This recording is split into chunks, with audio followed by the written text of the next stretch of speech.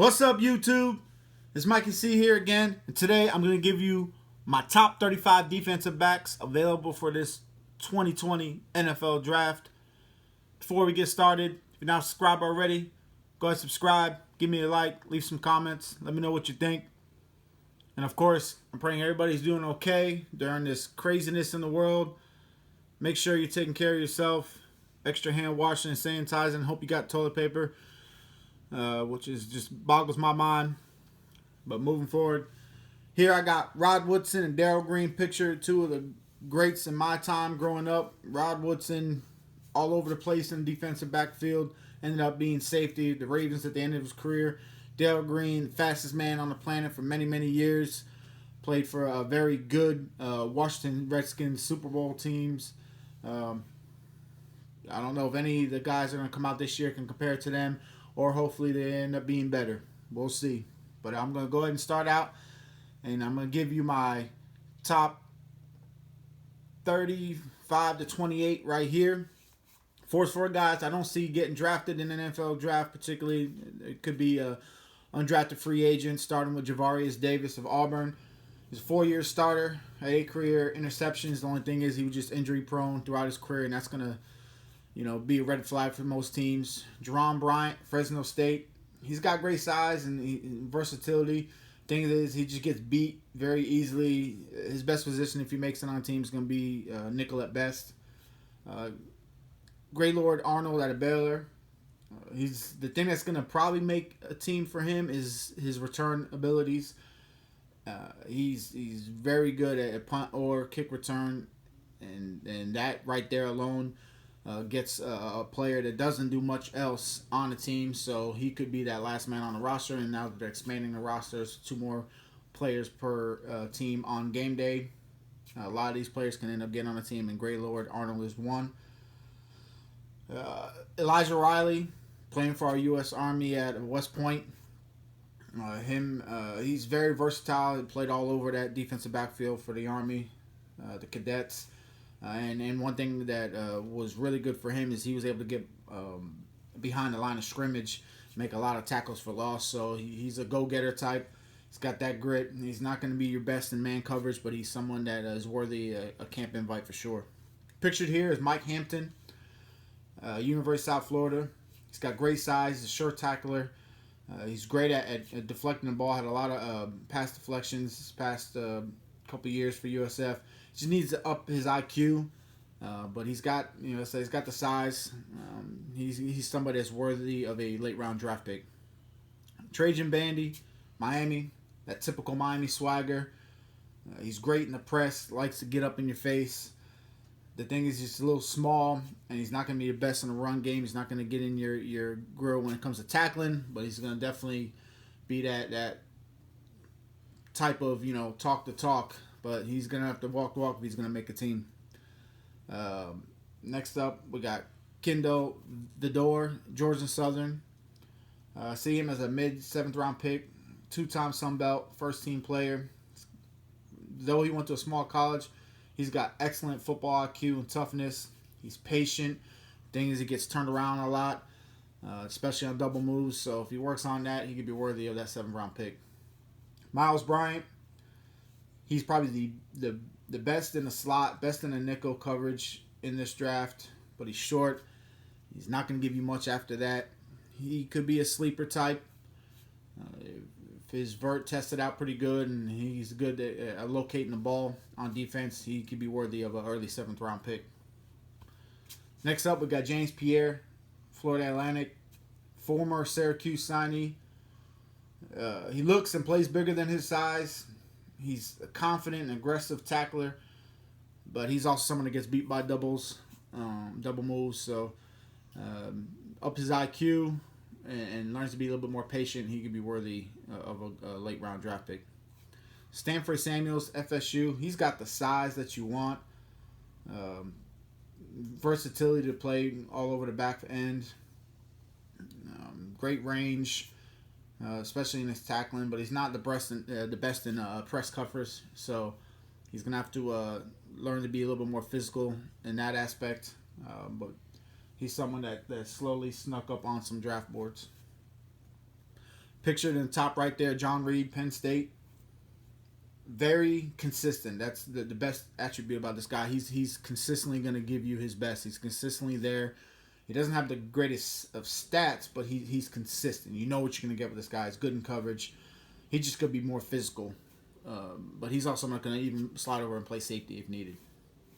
Another FSU guy, Levante Taylor, had all the talent coming in, as most FSU players do. Very tough, and his talent just came natural to him. The only thing is he lacked the production, and the reason why he got the injury bug.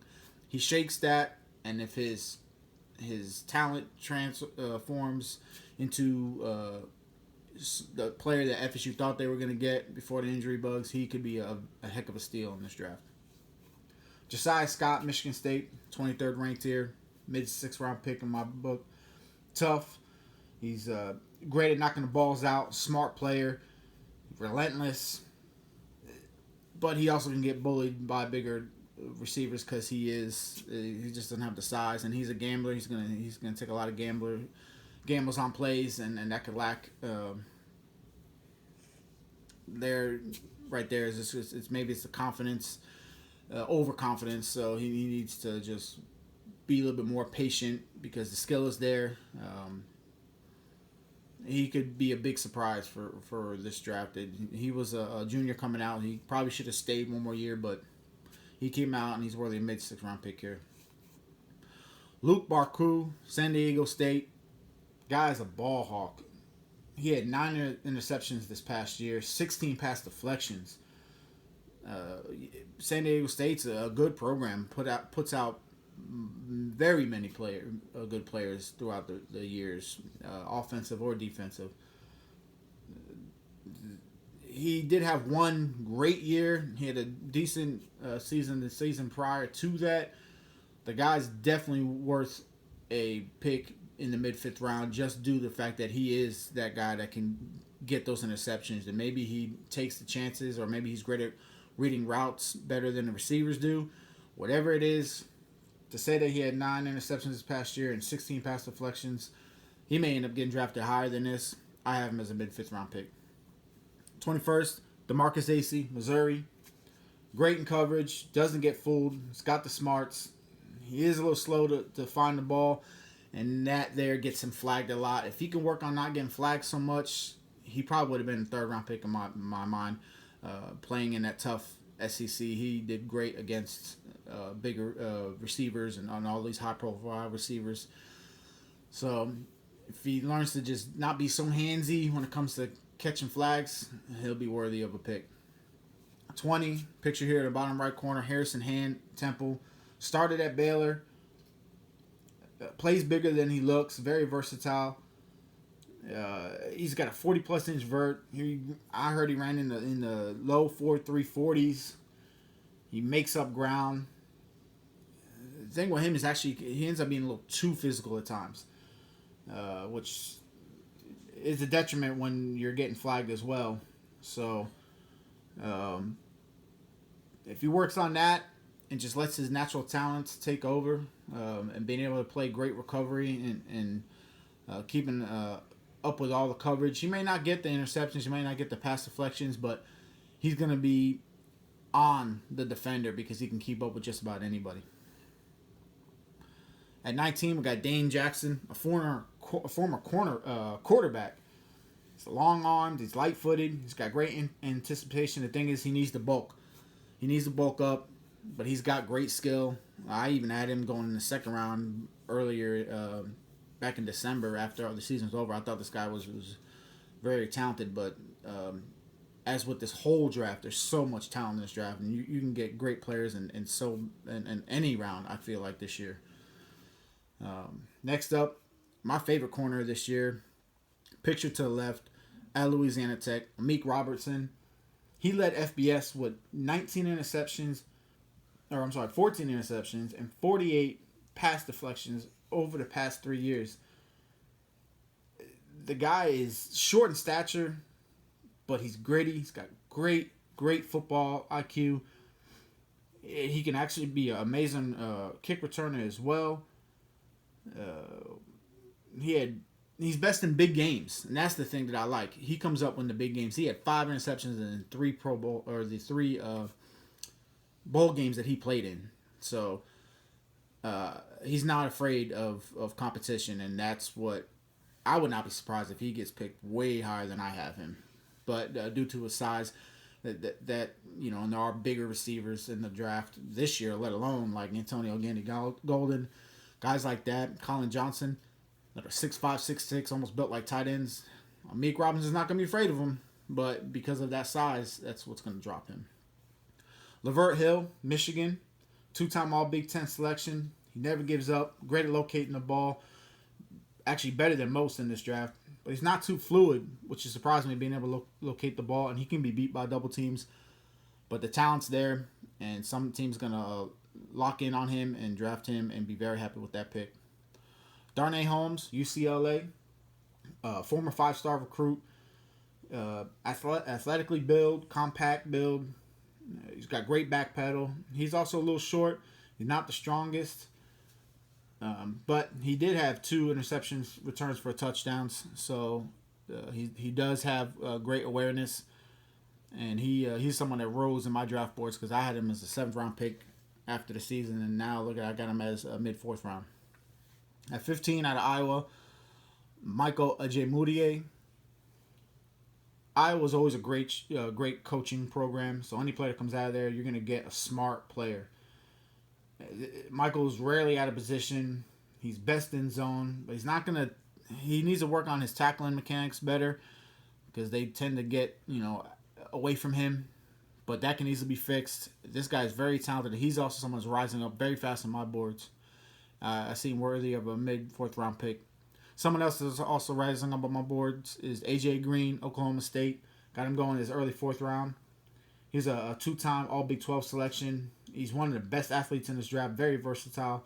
He just needs the weight room because he's easily blocked. But when it comes to coverage, which is what you need, he's worthy of getting picked in day 2 for sure.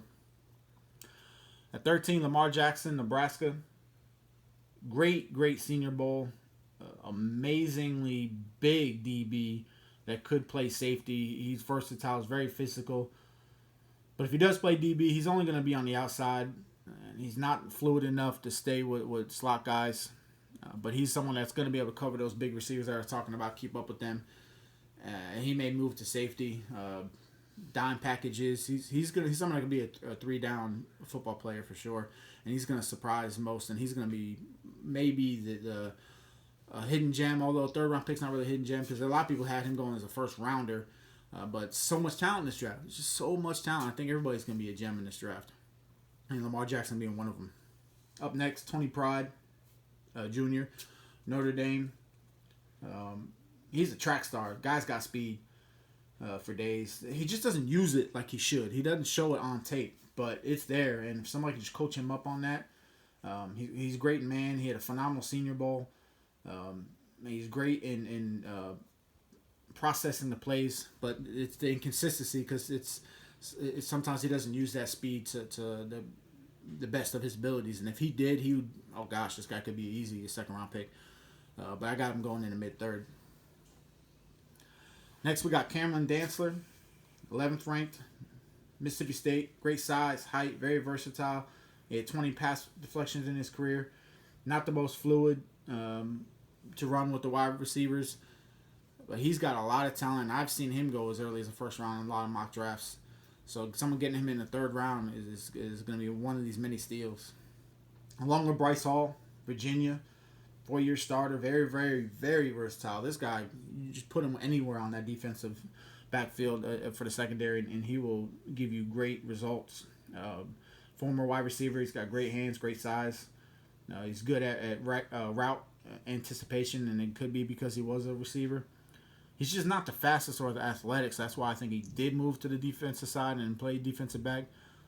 But he's smart, so he did have a broken ankle this year back in October, so that's going to hurt him in his draft.